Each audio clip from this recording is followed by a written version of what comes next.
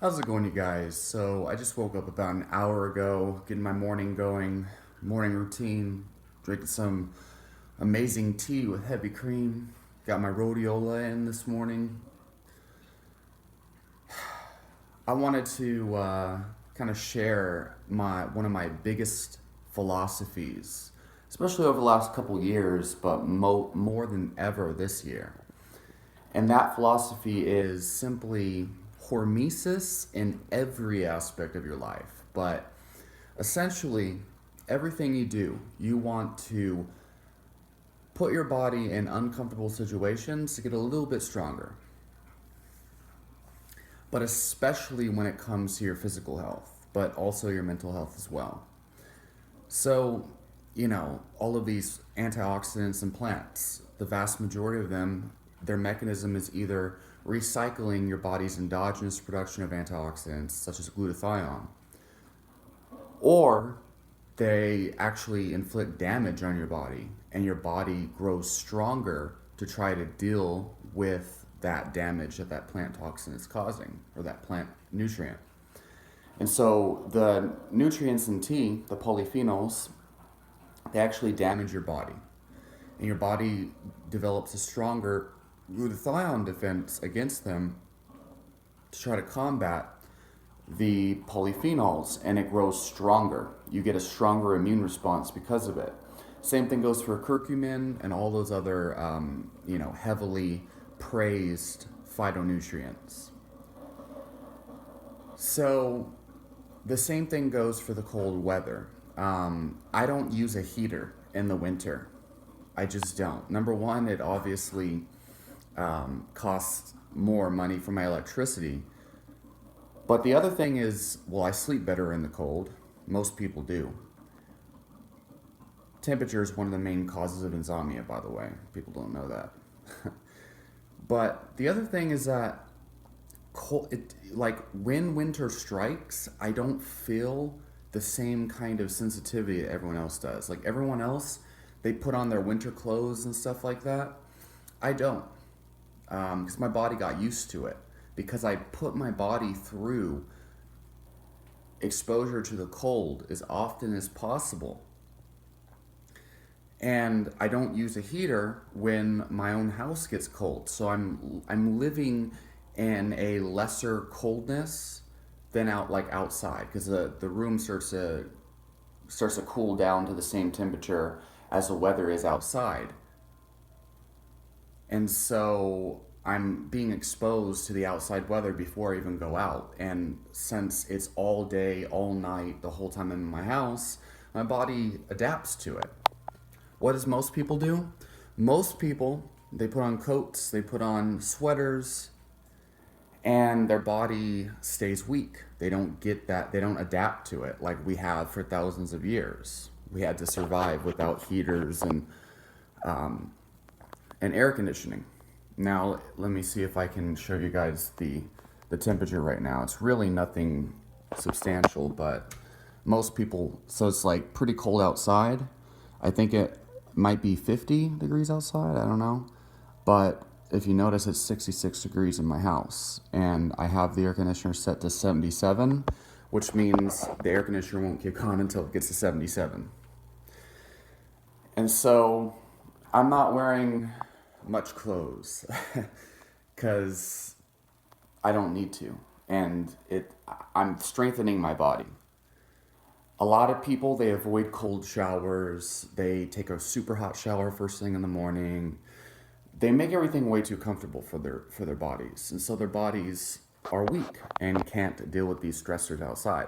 And it comes in handy when you don't have a sweater, or you forgot your sweater, or if it gets rained on. Like, many times back when I used to have to take the bus, it would rain while I'm out there, and I didn't have a coat, I didn't have a jacket or anything, but I didn't care. I told myself, it's just rain, what's it going to do to me? And I got used to the feeling of rain hitting my skin without a jacket. And so most people, I ask myself, why is everyone wearing coats and winter clothes? It's not even that cold. Um, So, yeah, the fact is, people just, they don't realize that they can strengthen their body. They don't realize that they can adapt to it. It's really crazy. And then when I try to tell them this stuff, they don't feel like it's worth it, I suppose. They don't care. It's just crazy.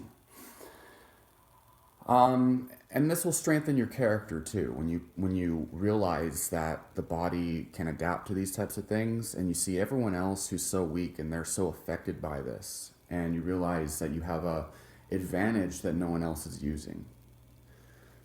And so the same thing applies to any kind of skill.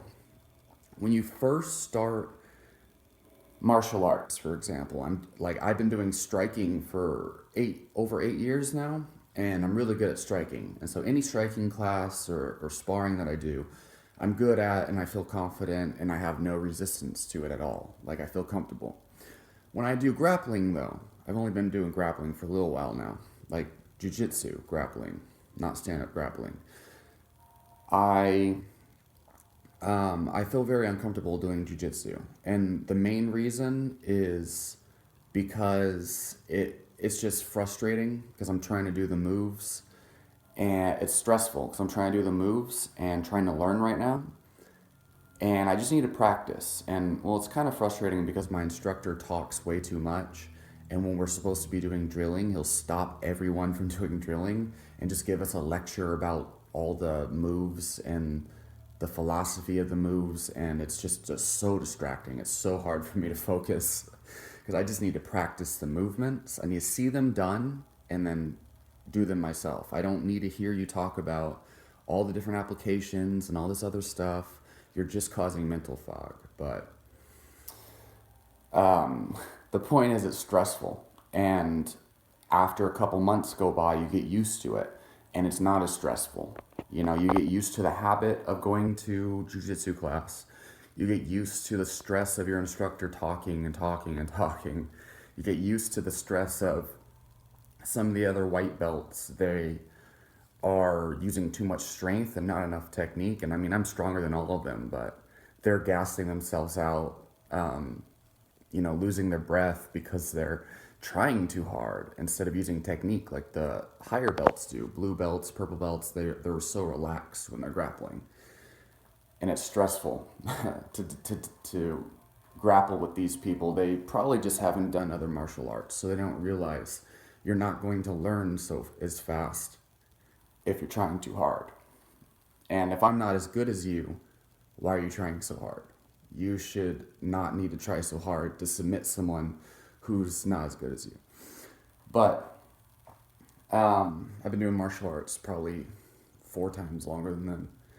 Just haven't been doing jiu-jitsu as much, so they don't know yet. But like people who spar harder than they need to. It's funny. So you get used to it over time, and that's hormesis. It's the same thing across the board. Any skill, like reading. At first, people pick up a book and they read for a couple minutes, if they're lucky, and they can't stay focused. They wonder why they're even doing it, and they let themselves be distracted. Like they allow themselves to pick up their phone, allow themselves to, watch Netflix instead of just like forcing themselves to, read a book consistently, read a couple pages consistently every day until you get better and better. They don't recognize, number one, the fact that you'll get used to it, and you'll be able to do more, and you'll be better at it over time. And they don't recognize the fact, they don't value that either. They don't value the principle of hormesis, the principle of specific adaptations to impose demands. That's an exercise principle. But it is the way the body and the mind works with everything. Hormesis, all across life, every aspect of life, it is the best philosophy, the best approach you can take to anything. Times might get hard, but your body will harden. And if but the thing is, you don't want to just like be like, oh yeah, it's going to be hard. I got to harden myself. Like, things are only as hard as you make them a lot of times. And sometimes you make them so hard and you get into a spot that is so rough that, like, you feel like you're never going to get out of it. Like, you feel helpless. In those times, you gotta strategize. So to avoid getting into such a tough spot, you've got to strategize. You've got to see all the possibilities of what might happen before they happen. You've got to see, you know, are these decisions I'm making or getting ready to make, are they going to backfire later down the road? What are all the negative consequences that might happen? Where does it look like it's going? And then also, what are the possible benefits of what's happening? And what are the best decisions I can make right now to create the best possible outcomes in the future? And then am I realistically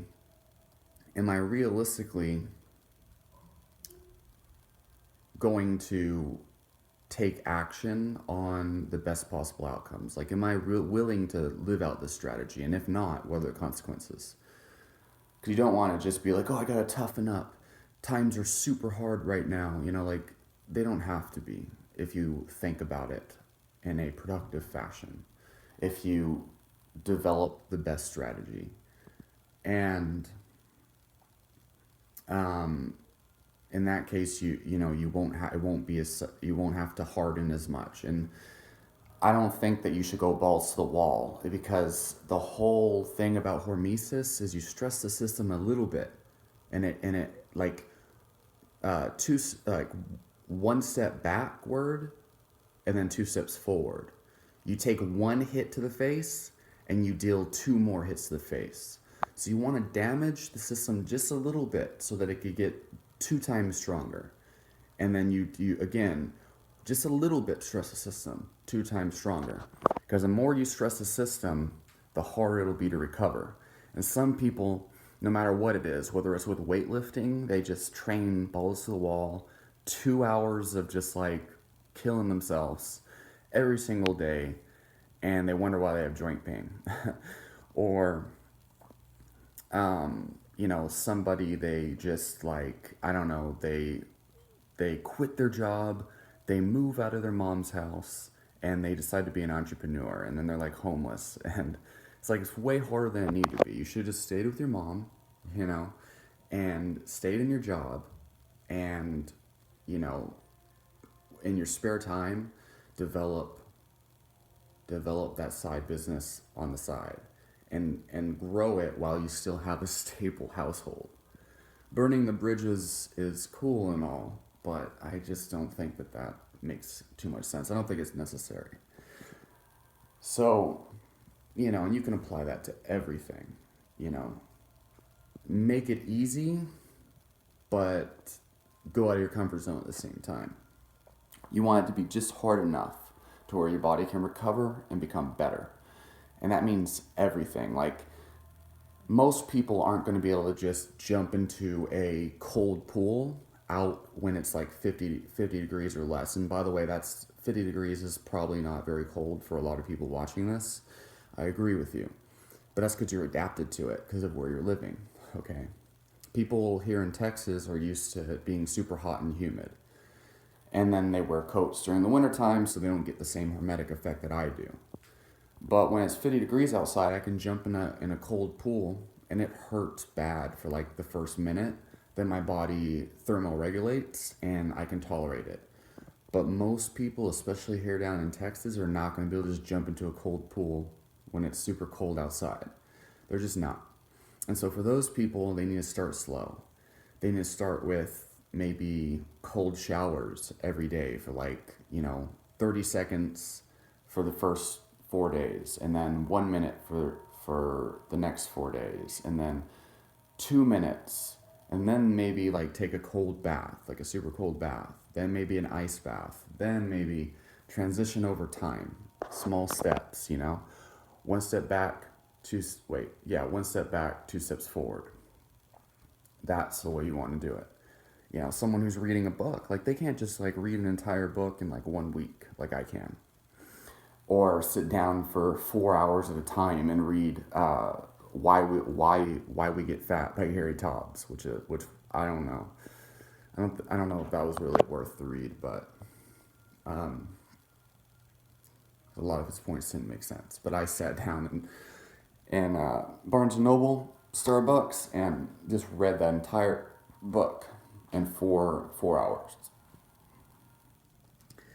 And most people can't do that. Most people, they can only get away with like reading for 15 minutes and then call it a day, and then read for 20 minutes and call it a day. Read 4 pages a day and then increase that to 6 pages a day. But that's the winning strategy. The winning strategy is start small, increase over time, progressive overload. Literally use exercise principles, progressive overload, specific adaptations to impose demand, and then general adaptation syndrome. Use that for life. That is legitimately how you get success. Small steps over time, consistently equals big results. The same thing goes for the gym. Hormesis. You do a slightly uncomfortable workout. Give your body a day or two to recover. Do a little bit more the next time. A couple days to recover. A little bit more the next time. Or you could just do a little bit every single day and stay consistent, which is the greasing the groove principle. But both of those things work, and that's what you should do. So leave your question, comments down below. I really hope a lot of people see this, because it's probably the most game-changing principle you can apply to life.